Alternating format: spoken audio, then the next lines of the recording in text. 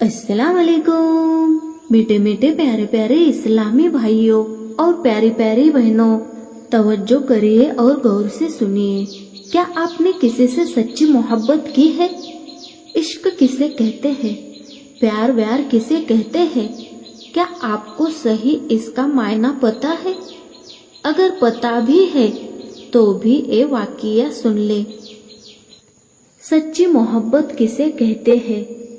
आजकल जो नौजवानों के सर पर भूत सवार है, मोहब्बत, इश्क, प्यार, इन बातों का, क्या ये सच में दिलो जान से मोहब्बत करते हैं या कोई दिखावा, या फिर ट्रेंड चल रहा है इसीलिए, या फिर अपने दोस्तों को सहेलियों को बताने के लिए और एक दूसरे को जलन महसूस करवाने के लिए, या फिर सिर्फ एक दूसरे की हवस मिटाने के लिए, या फिर एक दूसरे का यूज करके पूरी जिंदगी बर्बाद करने के लिए, या फिर पूरी जिंदगी साथ निभाने के लिए।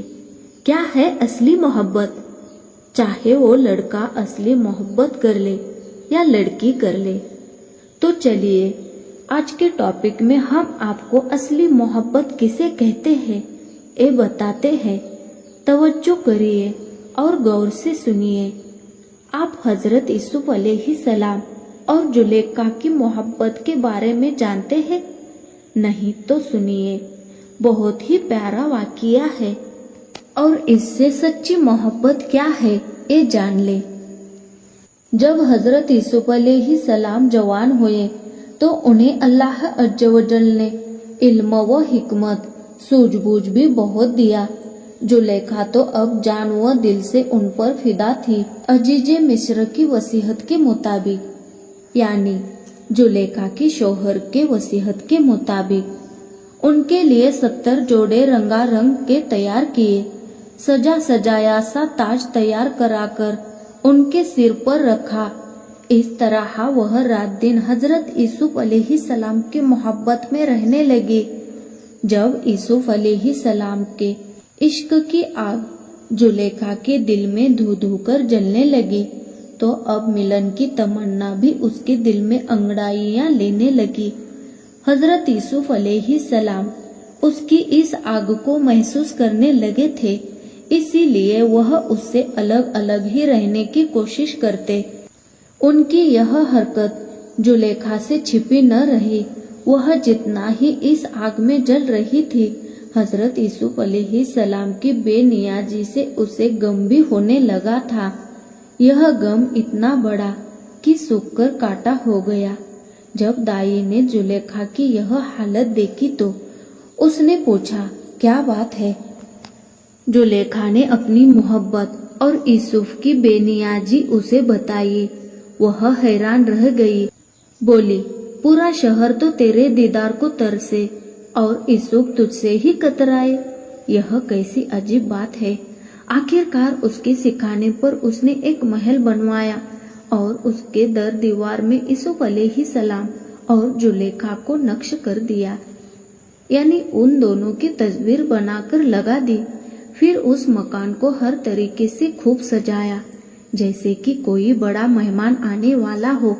फिर जुलेखा एक दिन फुर्सत पाकर तख्त पर बैठी और यूसुफ अलैहिस्सलाम को बहाने से तलब किया और अपने पास बिठाकर निहायत बेकरारी से अपनी ख्वाहिश पूरी करने को कहा। हजरत यूसुफ अलैहिस्सलाम इस मंजर से बहुत परेशान हुए। बोले, अजीज का मेरे ऊपर एहसान है। अजीज यानी जुलेखा का शौहर। उसने मुझे पनाह दी है। यह कैसे मुमकिन है कि मैं अपनी ख्वाहिश से उसकी इज्जत को दागदार करूं?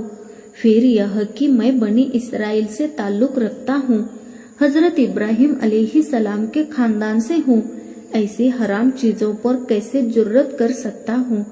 जुलेखा ने उसकी एक मजबूरी भी न सुनकर ली।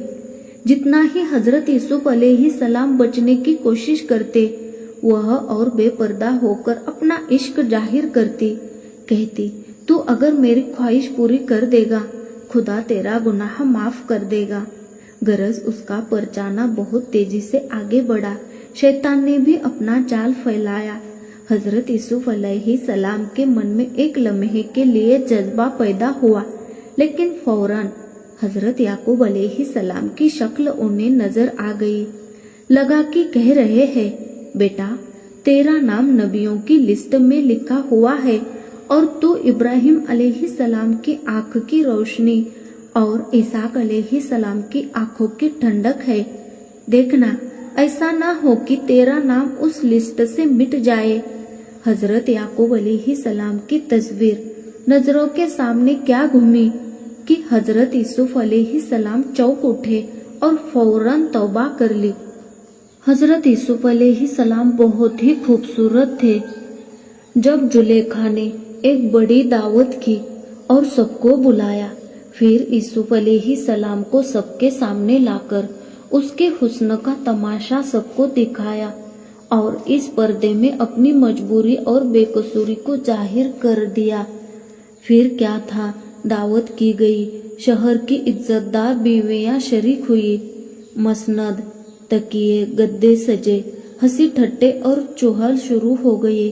फिर जुलेखा ने हर एक के हाथ में छुरी फलों के साथ उसे काटने के लिए थमा दी।